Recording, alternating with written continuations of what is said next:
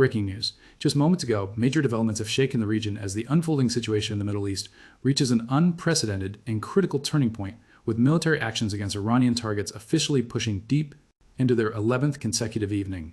What began weeks ago as a series of calculated, intermittent strikes has rapidly transformed into a heavily coordinated, highly deliberate campaign, according to the latest intelligence summaries, and arriving just within the past hour. A massive strategic pivot is actively underway, shifting the primary focus far away from basic weapons, stockpiles, and production lines, and aiming directly at the very architecture of command, the nervous system of Iran's entire military apparatus. Right now, military strategists and defense analysts are scrambling to process the immense scale of this operation. The Islamic Revolutionary Guard Corps, which serves as the primary enforcement and operational muscle for the regime, relies heavily on a deeply complex web of underground communications, regional coordination hubs, and fortified bunkers. These are the exact rooms where orders are generated, processed, and relayed down to frontline units across the country. Without these critical networks, the entire defensive structure of the state risks becoming entirely disjointed. So fresh footage that has emerged in the last few minutes highlights massive, coordinated blasts tearing through subterranean command posts and heavily fortified drone storage facilities, locations that were, until very recently, proudly showcased by the IRGC as ultimate symbols of their unyielding strength, technological preparedness, and regional dominance. Now, those exact symbols are being systematically rendered inoperable under a relentless barrage of precision strikes. The tactical reasoning behind this aggressive pivot is clear and devastatingly effective. When you systematically dismantle command and control nodes, you create immediate operational paralysis and profound confusion. Even the most well-equipped military force in the world will inevitably falter when it loses its clear chain of command. Field units become entirely isolated, stripped of their ability to request immediate fire support, coordinate tactical movements, or receive overarching strategic directives. Communication infrastructure shatters, creating vast, dangerous gaps in the nation's defense that a technologically superior adversary can easily exploit. This is no longer merely an exercise in destroying hardware or depleting physical assets. This is a calculated psychological and logistical assault designed to paralyze the enemy from the inside out, rendering their sheer manpower and equipment fundamentally useless on a fractured battlefield. Compounding this interior chaos, fresh reports arriving from the border regions with Iraq reveal that these strikes are deliberately concentrated near critical transit and logistical corridors. And this specific geographic detail is crucial, suggesting that the United States and its allies are not solely looking inward at Iran's internal command structure, but are actively moving to cut off potential escape routes, reinforcement channels, and external lines of resupply for militia groups and regional proxies. The diplomatic rhetoric emanating from Washington and allied capitals has simultaneously sharpened into something far more urgent. While defense officials remain tight-lipped regarding specific operational timelines, they have made it crystal clear behind closed doors that the current status quo is completely unsustainable. A new and heavy word has begun circulating heavily through diplomatic and military corridors, a word that analysts have spent months actively avoiding: ground. Until its precise juncture in the conflict, the campaign has remained largely a matter of long-range aerial bombardment and strategic maritime pressure. Precision missiles have rained down from stealth aircraft and warships stationed across the theater, while naval forces have heavily repositioned themselves to lock down vital maritime choke points like the Strait of Hormuz. However, the introduction of a potential ground operation signifies something vastly different, carrying a completely new tier of risk, escalation, and political consequence. It implies the eventual commitment of boots on the dirt, a physical, boots-on-the-ground presence that dramatically raises the stakes for every single participant involved. Interestingly, official statements coming out of the Pentagon have been very careful to emphasize that any such incursion would not be an exclusively American endeavor. There is intense, ongoing talk of broad coalition involvement, suggesting that key regional partners could take on significant roles in any forthcoming operational phase. This diplomatic choreography is a masterclass in strategic burden sharing. By integrating regional allies into the operational framework, Washington can effectively mitigate the heavy domestic political fallout that almost always accompanies large-scale foreign troop deployments. It spreads the tactical risk across multiple sovereign nations, making the overarching coalition far more resilient against political pushback and economic shocks. However, this strategy raises massive, lingering questions that analysts are desperately trying to answer. Which specific countries in the region possess both the military capability and the political fortitude to take on such a high-stakes, highly volatile commitment?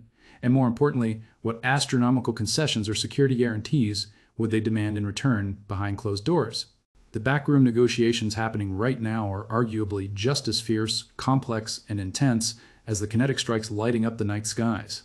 Looking closer at the tactical and hardware dimension of this unfolding crisis, military analysts keep pointing to one specific workhorse aircraft that is dominating current tactical discussions.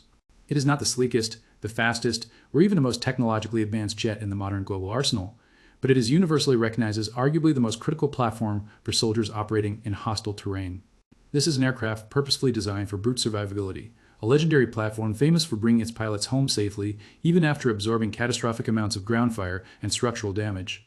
It is engineered specifically to deliver relentless close air support, a non-negotiable, life-saving component for any successful ground campaign. History has repeatedly proven a grim reality. Military units moving across hostile, unfamiliar terrain without total air cover are essentially walking into a slaughter.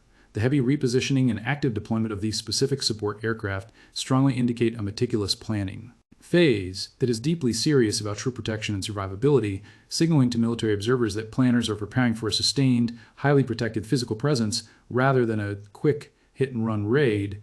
Yet, the story of this escalating conflict extends far beyond military hardware, tactical deployments, and strategic planning maps. Perhaps the most intriguing, high-stakes development is currently playing out in the realm of words rather than weapons. Iran's foreign ministry has officially broken its prolonged silence, and the message they are broadcasting to the world is one of defiant, unshakable confidence. Top regime spokespeople have boldly stated that they are essentially counting down the minutes until they can directly face a Western or coalition ground invasion. They assert publicly that the state has spent decades meticulously preparing for precisely this worst-case scenario, building up deep reserves of asymmetrical warfare capabilities, guerrilla tactics, decentralized militia networks, and an intimate, localized knowledge of the punishing terrain that can easily offset any technological disadvantages held by an invading force.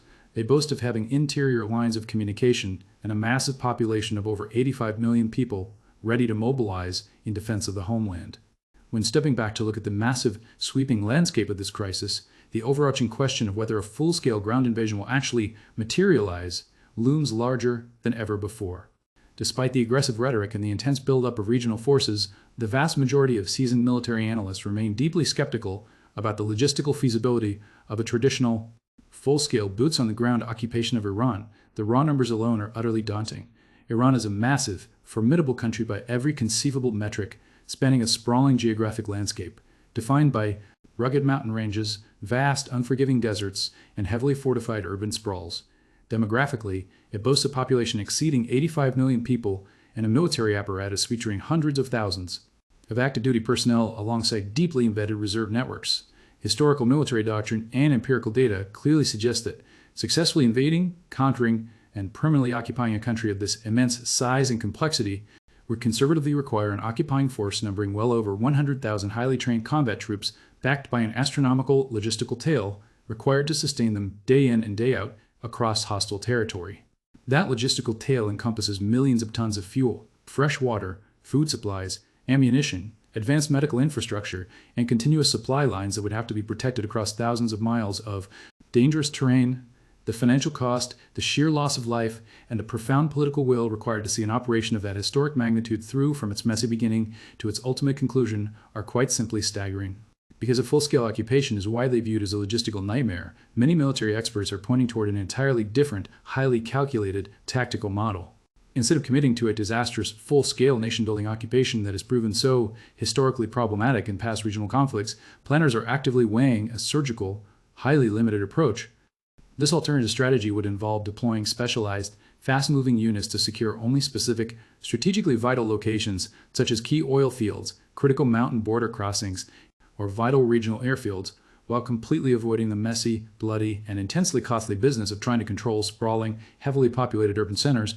A limited surgical incursion of this nature would be infinitely easier to manage both logistically and politically. It would send an unmistakable, deafening message of absolute military capability, technological dominance, and unwavering resolve, all without dragging the coalition down into the quagmire of long-term nation-building and counterinsurgency warfare. This focused strategy zeroes in entirely on creating maximum tactical and economic disruption while keeping long-term military entanglement to an absolute minimum. Ultimately, as we stand here tonight, the entire situation on the ground remains intensely, uncomfortably fluid. The toxic combination of relentless, high-precision military airstrikes, suffocating economic pressure, and the heavy, lingering psychological impact of looming ground operations has created a state of unprecedented stress for the Iranian leadership. They are being forced to prepare for multiple overlapping, catastrophic crises simultaneously, a scenario that stretches their financial resources, military hardware, and political capital dangerously thin.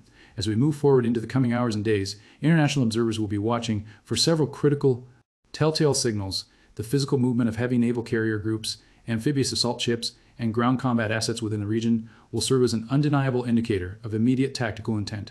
We will also be monitoring the subtle shifts in language, tone, and official messaging emanating directly from Tehran.